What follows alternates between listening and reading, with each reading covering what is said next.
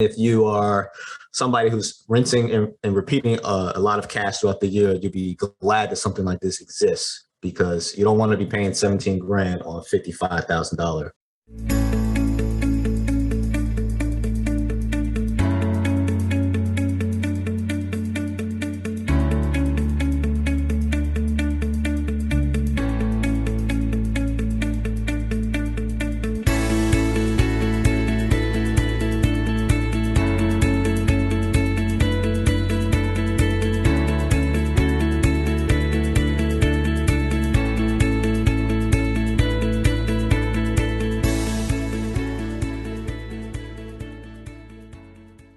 If you're watching this on YouTube, make sure you smash that like button and click subscribe. For those of you listening on a podcast platform, be sure to subscribe on whatever platform that is and leave us a rating if you can. The more likes, ratings, and subscriptions that we get, the more we can spread the message and grow our community. So we also have a free Facebook group. It's called the Average Joe Finances Network. Check us out, join the group, join the community, ask questions, and become a part of the team. All of our other social media accounts are listed in our flow page, and we have them in the video or podcast description below. Hey, how's it going, everybody? So today's guest is no stranger to the Average Joe Finances podcast. He's been here before, back on episode 24, which he just reminded me of because I couldn't remember. So I want to welcome back Anthane Richie, right? And he runs the podcast called Rich State of Mind. And the last time we had him on, he was talking about some of his properties that he had, including a triplex down back in Virginia. And we talked about some of the different processes and what got him into real estate. And we also talked about different things like that, about him being in the Navy. So we're gonna dive a little bit deeper today on what he's doing and some new adventures that he's on right now, which I'm really excited to talk about. So I don't want to spoil any of that here. But for those of you that don't know who Anthane is, like I said, he's the host of the Rich State of Mind podcast. He's a real estate investor. He's active duty in the Navy as a chief petty officer. And he is married to a very good friend of mine who I also served in the Navy with, Amira. Really excited to have you back on here, Anthane. It's every time we talk, it's always a blast, because we talk a whole bunch offline besides podcasts. I know I've been on your show a couple times, and now you're coming back on my show for round two. And I'm super stoked and super excited to have you back on, man. Thanks. And thank you also for switching up the times for me as well. Thank you for being accommodating on that. And I also just happened to look too, when I was on your podcast last, episode 24, it was actually on my 30th birthday. It was like it published out on my birthday. Yeah, it's pretty good memory. Good stuff. Happy but you're right, man. Every time we talk, I love how our relationship, as far as feeding information back and forth, or just to share experiences. And I even tell Amira, like, hey, if there was one person I was going to do a syndication or some type of deal with, it would be Mike, and probably nobody else. And you're remote. You're not even in the CONUS. That just shows how much trust I got for you, man. I appreciate you being such a good peer partner in this process. It's been fun. I absolutely, same way, feel the same way about just playing off ideas with each other. And it's funny because we run similar types of podcasts. We talk to similar types of guests. We've even had some of the same guests. Yeah, so some people probably listening, oh, these guys must be arch rivals. No, if he's my rival, then we're good friends as rivals, because I absolutely love listening to his show and some of the interviews that he has. I'm like, hey, man, I need to talk to that person. Let me get their info, and back and forth. I don't know how many times we've traded off guests and different things like that. And just did that just today. Yeah. It's just, Michael. It's always been good to just have a good meeting of the minds. And this is one of the things we talk about on this show, and that Anthane talks about on his show as well, is linking up with like-minded people. And I know he goes to different real estate meetups. I go to some as well out here in Hawaii. It's about surrounding yourself with people that are doing the same thing or even better than you. I like to surround myself with people that are doing better than me, because it just motivates me and pushes me to take it to the next level. And talking with Anthane, him and I go back and forth about whose podcast is ranking higher this month or doing this and that. And we're always feeding off of each other. And it's that type of energy that motivates us to just keep going harder and harder. It's definitely a pleasure to continue doing that and continue having these conversations. Anthane, I want to get right into it about some of the things that you've been doing. But for those of our listeners that haven't listened to episode 24 yet, definitely go back and listen to it. But Anthane, if you can give us a background about how you got started in real estate, that would be helpful. Started about 5 years ago. Just wanted to educate myself on passive income. I felt like I made too much money in the Navy to live paycheck to paycheck, and I didn't want to live just to pay bills. So I started researching things, got my financial literacy up, and landed on real estate. Fast forward several years of doing research, I decided to use my VA loan. I don't remember off the top of my head who schooled me on it, but they were like, hey, you can house hack your VA loan. So I got the triplex, rented out the 3-bedroom and the 2-bedroom, lived in the studio, and I ended up going on a deployment. So I just rented it out anyways. Turned around, me and Amira bought a duplex a couple months after that. So we had our 5 units. And so we just cash flowed those for a while. Really good experience. And when I say good experience, even from bad situations, we learned a lot on the style of investing we want to do in the future. And that has carried us into now transitioning to being more passive. So we've sold the duplex, and we're actually in the process right now. I just had about 3 showings for the triplex. So that collectively, we've amassed about 200 grand in the last 2.5 years. And I'm really happy that experience she's been very patient with me, man. Amira has been very patient, because there's been times where she's just like, Anthony, if one more thing goes with this property, it's over. So I especially during the pandemic, it allowed me It's over as in the investing part, right? Not yeah, it's yeah. over. Oh, yeah, that's the marriage. I want to make sure we nail that point down. Yeah. And so I'm actually stealing this from Michael and Susie. You interviewed them on your episode 50 we pivoted. Man, look at you, man. My episode's better than me. Oh, yeah. That's actually where I stole some of my questions to ask them. Nice. Yeah. So pivot and not panic during the pandemic. And that's what we decided to do in order to still come out on top. And we did. And I heard a lot of stories, whether it was people I was interviewing or people I was just seeing in forums about how they had to foreclose, how they had to put themselves on a payment plan with the mortgage companies. And we didn't have to do any of that. And my biggest goal was, hey, I don't want to pay any of these mortgages out of pocket. And we didn't do that. And so now 2.5 years later, I would say our plan got accelerated by about maybe 3 years because of the inflation from COVID and all that. I think our properties probably went up probably about 30% more than I thought they would. So it has allowed us to sell them and then now transition over to where we've talked a lot about offline with syndicating, private lending, and then now also BRRRR&B. So something where I would say collectively, I have put maybe 60 grand into those 2 properties, and we churned out 200 grand. And I would say whatever that percentage is on your return on investment, I don't know at the top of my head, but I like those numbers. I think anybody that, if they got those numbers or guaranteed those numbers in the stock market, they would like those numbers. And it has allowed us now to do more passive. And yeah, it's a little more than 150%. You 3x'd your money right there. Yeah, it's about 2.5 years. Yeah. Yeah, it's good stuff.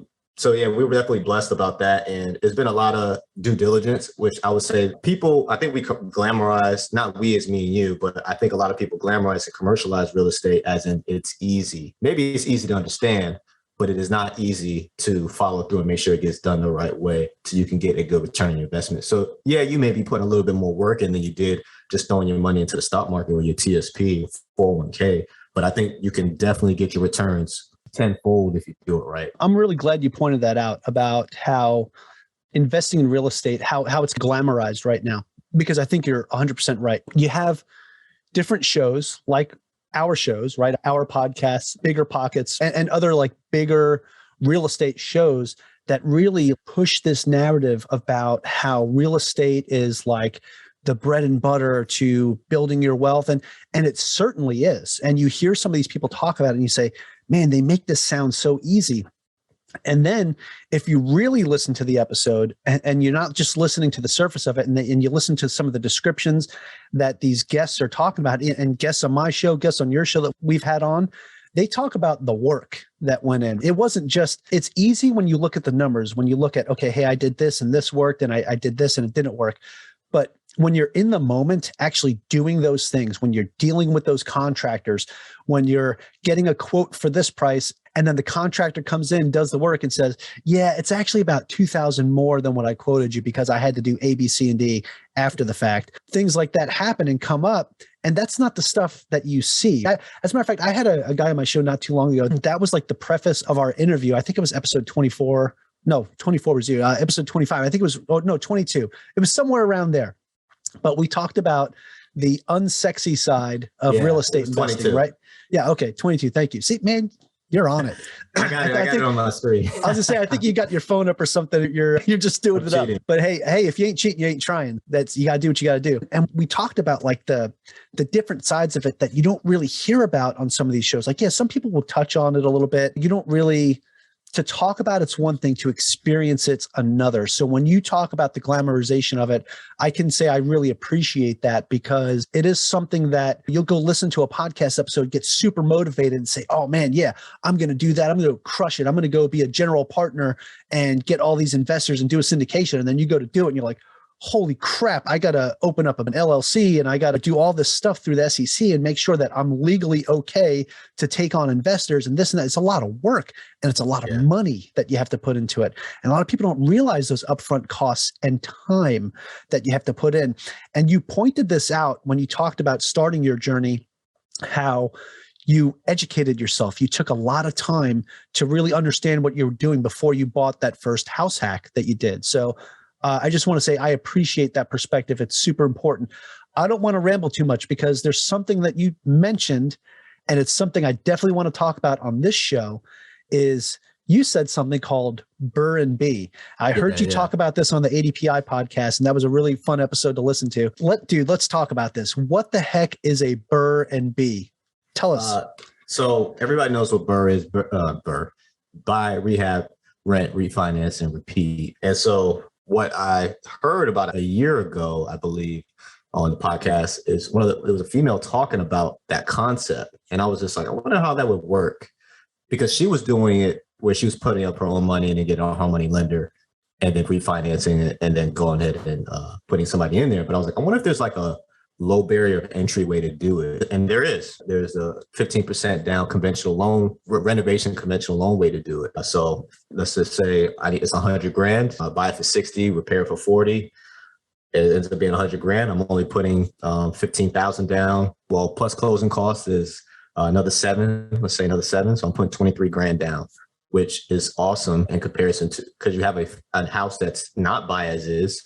Right? There's no repairs you have to worry about down the road or very quickly. Everything's done. Roof, water heaters, carpet, all of that stuff. And it allows you to have a more flex budget, because you're only paying 15% on every dollar. So that's how I looked at it as, okay, I could be a little bit more lenient. I'm going to get LVP instead of just regular laminate. I'll get some nice LED lights inside the wall instead of just stepping up those renovations instead of just the basics. Yeah. And so that's how I looked at it. Like, all right, 15 cents to the dollar. Then I think we can go a long way with this. It's like I was telling you earlier, I was trying to transition away from, for the time being, direct landlording on long-term rentals and switching over to something passive. But that's contradicting it when it comes to short-term rentals, right? Because I'm every day, let's just say, or we'll say 60% of the month, I am having somebody occupy the rental.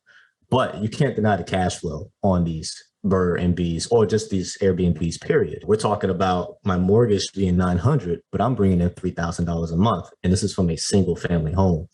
And so this is why a lot of people, you've been hearing probably short-term rentals come up a little bit. I even see Bigger Pockets has their own videos on it now, because they're becoming very popular. A lot of people doing arbitrage, which is where they rent out an apartment in an apartment complex. I've heard of that a lot, the rental arbitrage thing. You're talking about your mortgage on this property that you bought is going to be $900 a month, and it's bringing in $3,000 a month. So yeah, it will bring in. So it's $170 a day, because I have this. I don't know if I probably said it on the podcast, ADPI AirDNA.co. So it'll tell me based off the amenities and based off my house and in the area, how much I can charge a day based off of that time of year. And so my average throughout the year will be $172 a day off of, I have an 80% occupancy rate in my area. Now I say 60 to be modest. Let's say another COVID situation happens, but off of an 80% occupancy rate, I will cash, not even revenue, but cash flow about $45,000. And so whatever that in a year. Yes. After, so 45 divided by 12. So 3,700. Yeah. 3,700. Ooh. That's projected. So I like to be very modest, and I have to fight myself to be very conservative with my numbers. So was that going off the 60% occupancy that you were talking about, or was that going off of their 80%? That's off the 80. So if you do 60, it was 66 is what my modest numbers were. And that was probably a little bit more around 3,000, 2,800, 2,900. Still, that is phenomenal numbers. Yeah. And so definitely location. So short-term rentals has the same rules as applies as long-term rentals in regards to location, right? For those that are familiar with the Hampton Roads area, you're not going to put your short-term rental in Portsmouth until that casino gets built. Then yes, then that will make a lot of sense in 2024 when it gets finished being built. But for now, you're not going to put your short-term rental in Prentice Park, Portsmouth. You want your short-term rentals in Chesapeake. You want your short-term rentals in Virginia Beach, which is very hard right now, or even Williamsburg. Right. So location is still price, occupancy, because you can have a decent price. If you put it in an area that nobody wants to go, then you just got this pretty house sitting and you might as well just turn it into a long-term rental that's fully furnished.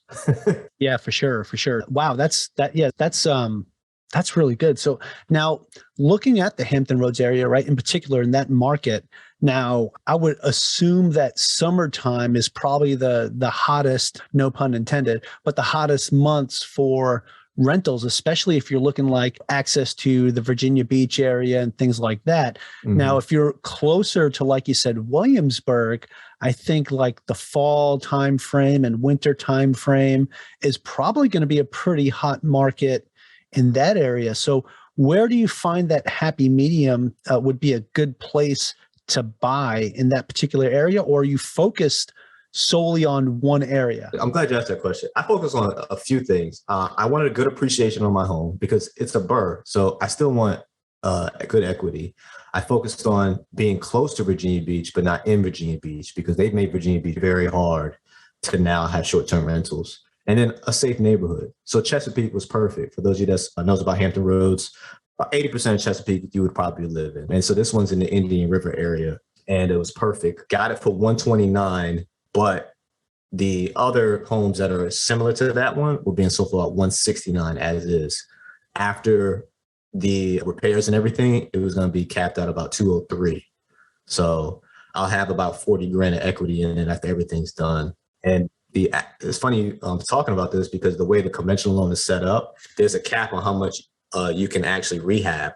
And it allows there to be equity in it. So I think my cap was 45 grand in comparison to what the home was going to be worth after all these repairs. And so now I still have built-in equity. And that's why I called this type of BRRRR&B on training wheels. Because with the conventional 15%, there's a lot of rules. And like I said, pros and cons. For those experienced investors, it's probably the most frustrating process. Like it right now, it's very frustrating because I can't even, I got a $1,000 credit card from my son. Yeah, I added him as an authorized user to build his credit. And then they're out my butt about that. Hey, you got a $1,000 credit card. What's going on with that? Your debt to income ratio is going higher now. Come on, credit limit, leave me alone. So I have to send those statements every month. Oh man, wait till you close, man. Tell your son, hey, just hold up like another couple days, man. I don't like that. So, and we were also buying our primary home too. So like that also happened too. So I don't like holding up my life for 45, 60 days to close. I just can't. Yeah. You're under contract for 2 properties right now. Yeah. Our primary home that closes in 3 weeks. Okay. Yeah. Congrats, man. Good stuff. Thanks. Yeah. So I wasn't trying to hold up those things. Begrudgingly, I'm providing all that information. But again, like I said, they do keep you in line. They keep the contractors in line too. And I thank my contractors a bit for their patience. I've worked with them in the past before. Mostly actually Mira has, because she worked with them mostly when I was on deployment. But a lot of contractors don't like these because there's so many rules, there's so much paperwork. But if you are a novice, you just started, I would say still do this because there are some mistakes or some things you wouldn't take in consideration that your loan officer will, and they have to because it's part of the underwriting process. Also, when it comes to the contractors doing their rehab, they get paid per milestone. And so and they get inspected after those milestones are completed as well to ensure that it's done properly. Sure. This involves like different draw periods, right? Yeah. And so that saves people. I know I've heard plenty of people that from the experiences of where they did their BRRRR and either the contractor just went off and left on them after they gave them a deposit, or they didn't do it right. They didn't find out until after the fact.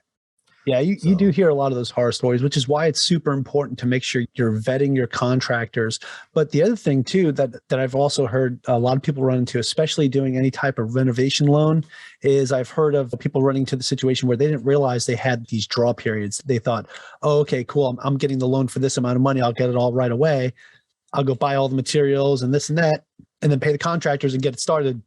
And it's actually, we're only going to give you like this much during this time period. And then when it's done, we'll come inspect it. Then we'll give you the next draw. Yeah. So a lot of people don't realize that. So it's very important that you do your own due diligence on the program you're going through with the loan type that you have, and you understand what you're getting yourself into. That is super important and a very good point to make. Now, so your intention with this property from the beginning was to make it an Airbnb? Yes, because I did not want I love multifamily, and I did not want a single family home just to make $200 a month in cash flow. It is very hard to meet the 1% rule, the Hampton Roads area, unless you have the time to do a lot of direct mailing and find something off market, which I found myself trying to do, driving for dollars and all that. I don't have the time. I really don't. Still being active duty in the Navy and stuff. It's totally understability. And a brand new baby. Yeah, congratulations, by the way, officially on the show. Congratulations. I appreciate that. Thank you. Thank you. We're very proud of her, actually. She's already holding her bottom. She's only 3 months old. Oh, that's fantastic. So she's adorable, by the way, for my audience. If you're listening, she's adorable.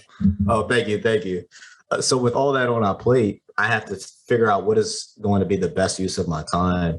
And I was like, all right, I got this 1031. So I completely skipped how I sold one of the properties I sold at 1031 did. Oh, so let's get into that, man. How'd you do that? There's only one bank in this area that does it. Her name is Ute, is the lady, I think she's from Russia, is the lady that helped me. Okay. And they process your 1031 and they keep your profits from the property that you sell in an escrow account. I had 30 days to identify about 3 properties, and I have about 90 days.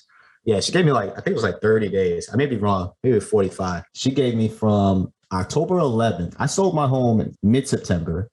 I had until October 11th to identify 3 properties. And then I had till February 22nd to close on one of those properties. I can't complain because she literally wrote up that 1031 for me in 24 hours because it was something going on that week. I was completely swamped. And I was like, hold up, I'm not trying to pay taxes on this.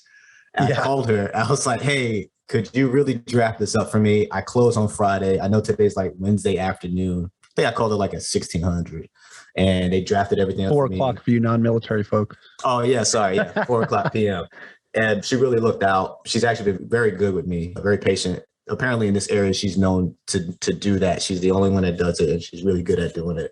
Nice. And she has an assistant that is really good at it too, that she's actually turning over to. But so I did that. And the reason why people do that is so that they don't have to pay capital gains tax on their properties.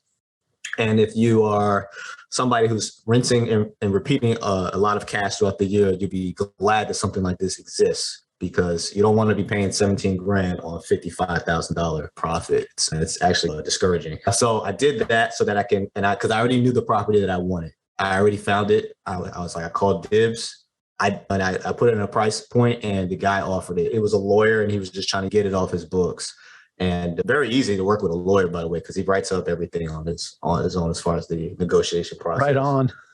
And I was like, yes, got everything. And so throughout that process, anytime you can also use your 1031, not only just as the down payment, but you can use it towards other closing costs. So like earnest money deposits, appraisals, inspections. You can take that money from the escrow, because I don't like the term. I've talked about 1031 exchanges several times with other guests, and I never knew that. I never knew you could use it for other things, because I've never done one myself. So I never knew that you can actually use that for the different inspection fees and things like that in closing. I thought it was strictly down payment on the next property. Nope. That's pretty cool to know. Yep.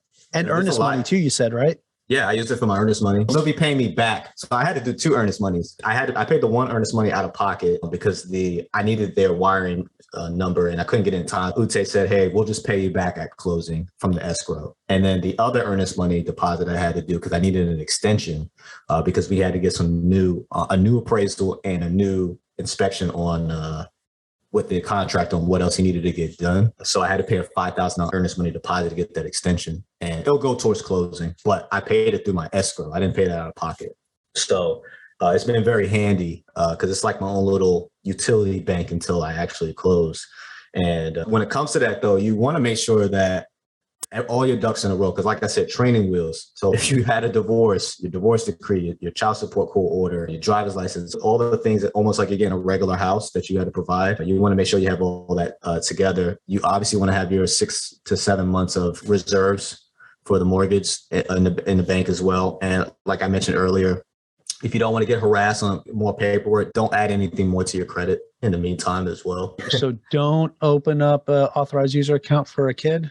Is that what you're saying? Don't do it. Don't do it. I'm just impatient, and that's advice of mine. I'm very impatient. If I find out a good idea, I want to learn as fast as possible, and I want to do it as fast as possible, as long as it doesn't obviously hurt the business or hurt our personal home. That's what I try to make sure we go by. So that's been the process with that. And what I wanted to say earlier was that I don't like the term "no money down." There's no such thing. Maybe you can use other people's money for a down payment, and that's where you have some type of partnership. But who's paying for the inspection? Who's paying for the earnest money deposit? Who's paying for the appraisal? If you have to get a surveyor, who's paying for that? And that could be even more expensive than the inspection, because I had to survey this property as well, because I intend to renovate and turn the standalone garage into a studio. So I had to get a surveyor, and then I also had to get a architect to draw out the plan, the floor plan. You're going to turn a single family home into a duplex then? Essentially, yeah. So the single family home will be, it's the big short-term rental, and then the standalone garage will be the studio where I charge like $75 a night. Is that where the 175 comes in? 100 for the oh no, 75? I was only talking about the single family portion. Okay, yeah. So we're actually talking about a higher number then, if that's the case. Yeah. Oh, come on, man. You're killing me here. That's awesome. Yeah, because I was actually, I forgot about that. Because you got the big house. When you do AirDNA, it only takes into consideration the house. It doesn't know that you're trying to convert the garage. You got to AirDNA it, I guess maybe put it in as like a separate property or a separate unit. Yeah. And then see what that tells you what you can get for it. Because it might come back and say you can get more than 75. It might come back and say, hey, you can get 100. I did put it, so I didn't create, because you can do something like that. You can add a property, but what I did was I looked up what the average was for studios in the area, and that's why I came with 72.75. But again, it can be adjusted based off your amenities, what you have in there. If I got a coffee maker and a TV that comes out the wall and Wi-Fi and Disney Plus, maybe I could charge $80 now. Yeah. So, and it's amazing that you could just put a little extra into it and get that much more, because that difference, that $10 difference from 70 to 80, might not seem like much, but over the period of a year at a 60% occupancy rate or 80% occupancy rate, that's going to pay off. That's pretty good. You'll probably pay for the TV, or you'll probably pay for that subscription, right? Easily. Yeah, you're right. So 20 days out of the month on average, you're talking about $10 a night. So $200, 200 times 12, you're talking about $2,400. So actually $2,400 you've added to your income a year. And if you're paying $2,400 on a TV, then that's just insane in itself. You could probably get a really decent large TV for a couple $100 to throw in there and have a really nice setup. So yeah, it's profitable. Yeah, the cool thing I love about investing is that, and this is anything, it doesn't just have to be real estate. I think the thing that gets people is how much money they have to provide up front, but not focusing on how much could you get back in return. And yeah, I paid $700 for that TV, but, and let's say another $7 a month, what is it, $7.99 for Disney Plus? Okay, so now I paid another $7.10, but yeah, they just raised the price, those crooks. Yeah. Oh, they did? Oh, my subscription just renewed. It used to be $69.99, and then now it's $79.99. It was coming. I knew it was going to stay that low for that long, man. The mouse don't play. Yeah, you don't. And so now you get $2,400 back, and now you've paid off that TV times 3, and you paid it off in a quarter, first quarter of the year. So you got to look at it like that when it comes to investing. Oh yeah, especially in real estate, and sure, you can build your wealth relatively quickly with real estate, but it's definitely a get rich slow thing. It's not you're gonna dump a couple $1,000s or $20,000, $30,000 into a property and turn around and now your net worth is $1 million. No, you're gonna have to do that for quite a few properties before you get there. But at the same time, every year that goes by that somebody else is paying down your mortgage and increasing your equity in that house, every year that goes by for each property you have, your net worth is jumping and jumping and jumping to the point where you have enough properties to where every year it's jumping significantly. And that's where you build your wealth investing in real estate, right? It's not like I'm going to go all in on Dogecoin at half a cent and then it goes up to 60 cents and now I'm a millionaire. It's not like that, right? Now, those are all speculations of people getting lucky. But at the same time, you go into real estate like it's a process, but it's a process that you can control, right? You don't have to worry about too many outside entities affecting what you can make in profitability. Sure, the real estate market is its own beast, but at the same time, it's a lot easier to follow when you're trying to project how much equity or how much appreciation you can make in a house. You can look at your amortization table and figure out how much equity you're going to have in the next 2 or 3 years. Hey, I know if I need to do a cash out refi 5 years from now and pull some money out, I could probably pull about this much out based off of an 80% loan to value ratio. So it just, there's a lot more you can play around with versus just investing in like a single stock or a crypto or something like that. So there's so many different things, and there's so many different things in real estate that you can do that are profitable. So an example with starting off, right, like you had that triplex, right, that you house hacked. House hacking is one thing, but then you moved out and now you're renting all 3 units out and boom, now you've got 3 rental properties right now. That's cash flowing. Now you're gonna do a Airbnb that you're BRRRRing it, so you're gonna have this BRRRR&B. It's a whole different kind of way of investing in real estate that's going to be probably more profitable than your investments that you have. But and to be fair though, it's going to be a little more work. Like you have to be active in that as people are coming and going and there's turnovers and stuff like that. It's a little more active, but that's the thing. Anything that you're involved in, the more active you are, most likely the better return on investment you're going to get versus where the stuff that's a little more standoffish, the more passive you get, the less you'll get back. So that's just one of the things to keep in mind. But at the same time, there's so many different things you can do in real estate versus like other asset classes. And that's one of the things that I love about it so much is just you can diversify your investments and stay strictly in real estate and not go into anything else. You can get into, different neighborhoods, different states, different kinds of properties. You could be in mobile home parks in one property, apartment in one state, apartment complexes in another state, and in another area that's very big for tourists, you can have a whole bunch of vacation rentals. So there's so many different ways you can diversify your real estate portfolio to just make it where if something happens, you're still in a pretty good and safe spot. So is that fair to say? No, it is fair to say. And you made me think about another process that I had. I found it easier. When I say easier, it was not as far as labor. It was definitely harder, but easier for my sanity to manage my own properties. And so for the 5 units that I was managing, I don't remember the net off the top of my head, but the revenue was I think that was about 57 between 5 units. And when I did the math with the BRRRR&B, the revenue was like 53. Something like that. Something very close to that. And so I was just like, yeah, it's a day-to-day turnover, but I'm trading in me managing 5 different tenants on a monthly basis to just one-stop shop, probably people coming in, maybe tops 2 to 3 days at a time. And then I get to do other things. And so I was like, I like this better, where I'm getting more cash on a single family 1 unit and adding a studio as well by running those 5 different units. Yeah. And something I want to point out on that too is managing it yourself, of course, you're more of a return, but with the amount of profits that this property has the potential to make, if you ever get sick of it, you could easily hire a manager to take care of that for you and just have them give you updates as things go, because it's profitable enough to do that. But at the same time, you live right there. So it's pretty easy if you want to jump in and keep taking care of it yourself. But that's one of the beautiful things is you could do it on your own for now. And then if you decide, I'm getting tired of doing these turnovers every 4 or 5 days, and I want this to be someone else's headache. Let me hire a manager for this. You can totally do. I know I will. Yeah. I already know about a year. Once I master something. If you don't, Amira will probably make it. She'll be like, "Hey, I'm done with you spending all this time on this Airbnb." Yeah. So family makes you really reconsider. I'm not saying this is everybody's case, but family to me makes me reconsider my time, man. Absolutely. And so after I've done something for a certain amount of time and I can justify the profits to Amira, like, hey, look, babe, I know I've been at this computer a lot, but look how much money it's making. After about a year or two, she's looking at me like, hey, I need you to figure out how can you still make this money, but passively to where you can still spend time with family, because what was the point of me doing this? It was so that I can have the time, the luxury to spend time with family and not trading time for money. Because once we get out the military, I don't plan to work for anybody ever again.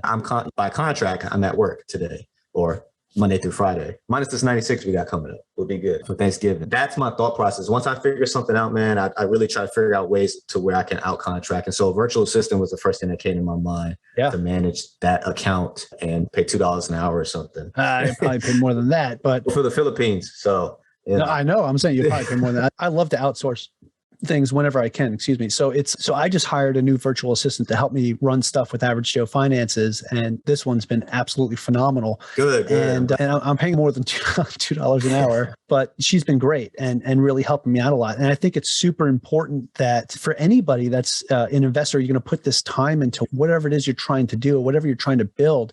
Remember the why, the reason why you're doing it. And for me, it was to stop trading so much time for money. I want to be able to take my money and trade it for time. I want to be able to have enough that I could trade that money for time, which is what I do when I outsource certain things. Yeah. So that is definitely something that to keep in mind. Sure, it might be great to start and get more profits that way to start, but then you got to find that happy medium where, hey, where do I scale back to get some of that time back with my family? So I'm really glad that we're touching on this, because that is a big thing. Because I have those same conversations here. It's all about, hey, we want to go do something this weekend. And I'm like, oh, I've got A, B, C, or D or whatever. So the way I'm looking at it is like, I've got about another 9 or 10 more months of like really pushing hard, doing like my time in the Navy, as well as the podcast and investing and being a realtor. And then after I retire from the Navy, like that's when I can finally really step back and breathe. And I could focus strictly on investing, the podcast, and being a real estate agent and getting some of that time back. And I don't plan on I'm not trying to be like the top agent in Hawaii. Like I'm not trying to be like whatever. Yeah. I just need to sell a couple homes per year and I'm happy. And that's where I want to be at. And as a matter of fact, I want to be at the point where I don't even have to sell a home. And I'm actually very close to being there where I don't even have to worry about selling one property at all. That if I do it, cool, that's lunch money. So things like that. That's kind of why I've been pushing so hard with everything else. And I see you doing the same thing, man. That's why I love it. Like, I love having these conversations with you. And I was jokingly calling it a rival before, but I think it's more of a brotherhood, right? Because we constantly were having conversations, whether it's over Messenger or on the phone or just passing ideas by each other. And I think it's important that anybody that wants to get into this type of space, that you have other people that you can talk to and run ideas off of, or have somebody say, hey, that sounds stupid, man, don't do that. Or you might be wasting your time, your money. Or, hey, I did this, it didn't really work, maybe try this instead. Surround yourself with those people that have the same goals and aspirations as you.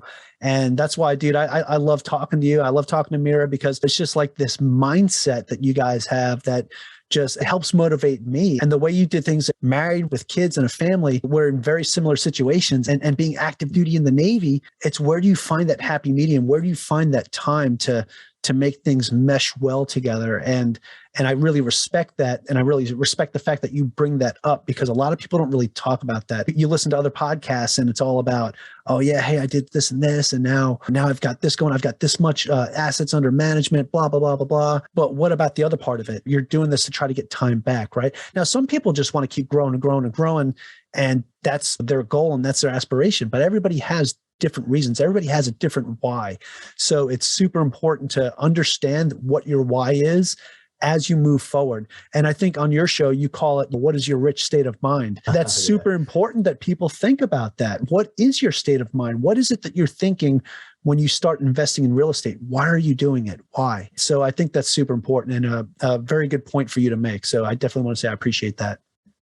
No, thank you. And I like the fact, and I guess this is maybe unsexy part two of real estate investing, or where I don't want people to think it's easy as one, two, three, and then go. But at the same time, I definitely want to encourage people to still invest. And if you listen to our shows, you can obviously tell that real estate, investing in real estate is like definitely our niche. We like to cover other things, but I want people to be like, all right, I'm gonna go into it, but let me make sure I check these boxes first. So when I go into it, I'm not that person like, oh yeah, don't do the real estate market. It's going to crash. It didn't work out for me.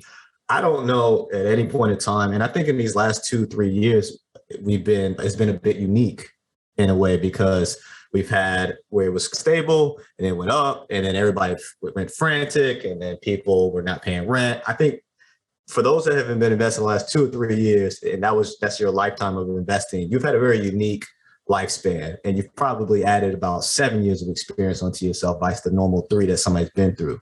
And for those that have made it through this time frame, kudos to you, because hopefully you've took more good things from this than bad, because this was an opportunity to just pivot. All it is in business, figuring out where's the money going. The money it doesn't disappear. It just goes somewhere else.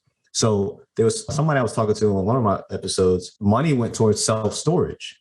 So if you were in commercial real estate, yes, you may have felt a pinch on your 1 to 4 unit properties, or maybe your big multifamily. But if you were in self-storage business, that's where a lot of people were getting money, because people were downsizing during the pandemic and they had to put their stuff somewhere.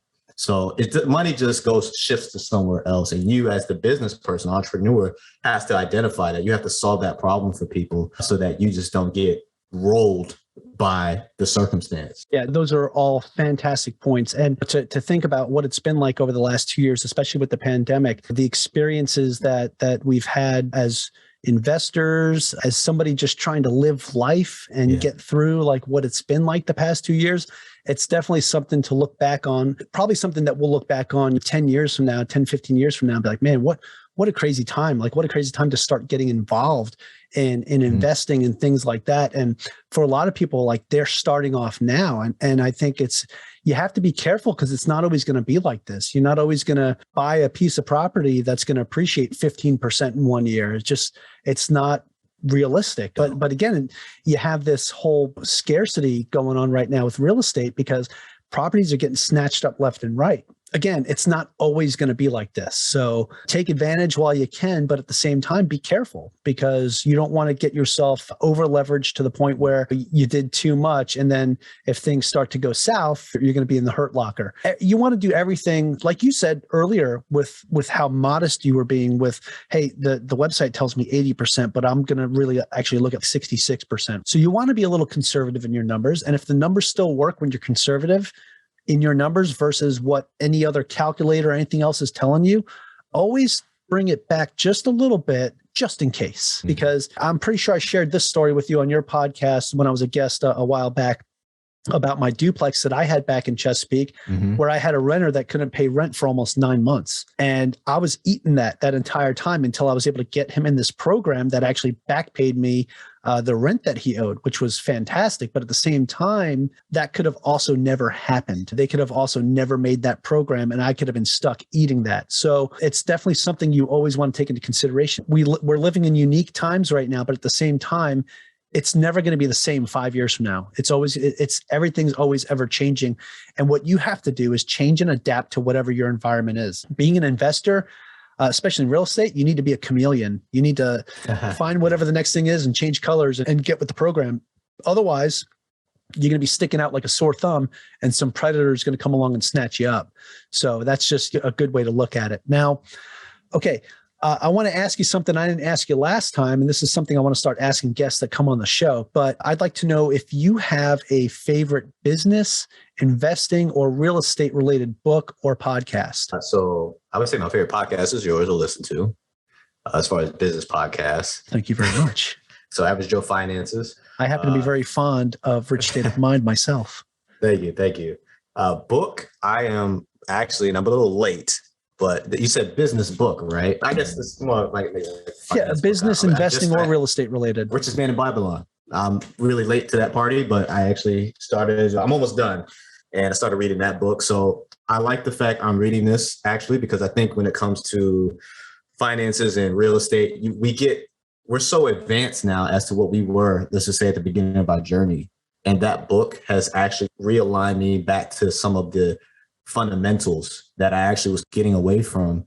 And it's perfect timing because our day-to-day finances will change once we move into a new house, new mortgage, new bills. The Richest Man in Babylon. If you had never read that book before, check it out. I think whether you are a individual that's leaning towards the Dave Ramsey's of the world, but you want to get something with a different flavor, that's a good book to read. Or if you're just looking to get re-honing back on you're back on track financially because you feel like you get into some bad habits with money, that's a good book to read. And was that it? Was there one more? Yeah, no, fantastic. Okay, Richest Man in Babylon. Awesome. No, and that's good feedback too, especially what it's about and what it's done for you. So that's good stuff. Now, we've had you on the show before, but I would like a reminder for people where they could find out more about Anthony and Rich State of Mind. Can you share your website and social media with us?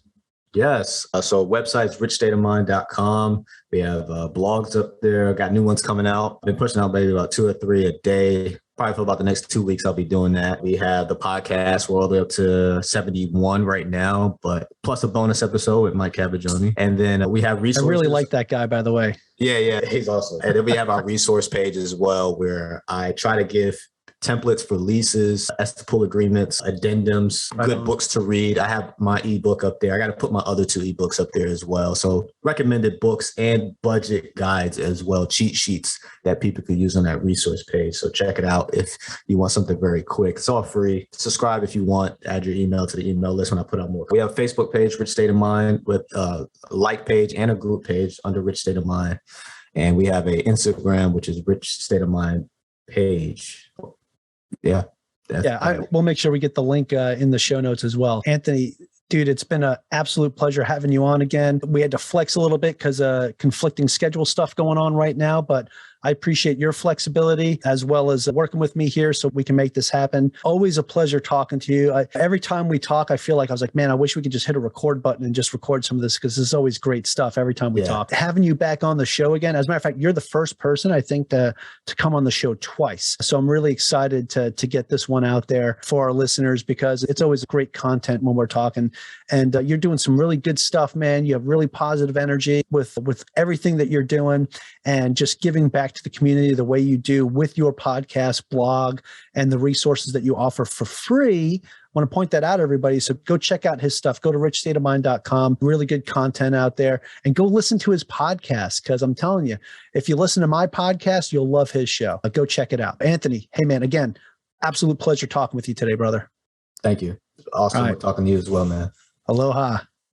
Thank you for making it to the end of this episode. Greatly appreciate you being here with me today on the Average Joe Finances podcast. If you haven't done so yet, make this the episode that you go leave us a 5-star rating or subscribe to our YouTube channel. The Average Joe Finances podcast is for informational and entertainment purposes only. Have an outstanding day.